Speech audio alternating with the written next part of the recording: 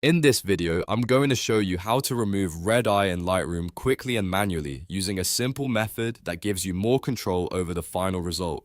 This is perfect when you want to fix red eye without over-editing the rest of the photo, and the best part is, you can do it right inside Lightroom in just a few steps. If this tutorial helps, make sure to like this video and subscribe for more easy Lightroom tips.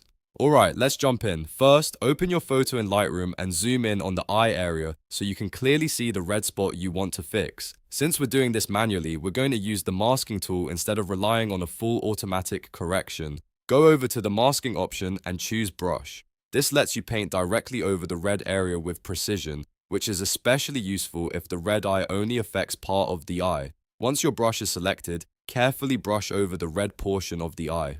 Try to keep it just on the red area and avoid painting too much of the surrounding skin or the white of the eye. After that, go to the adjustment controls and slightly reduce saturation. This helps remove the red color from the eye and makes the correction look more natural. You do not want to reduce it too much because that can make the eye look flat or unnatural. Next, slightly reduce exposure. This darkens the pupil area and helps the eye look more realistic again, especially if the red eye made it appear too bright. Make small adjustments and check your result as you go.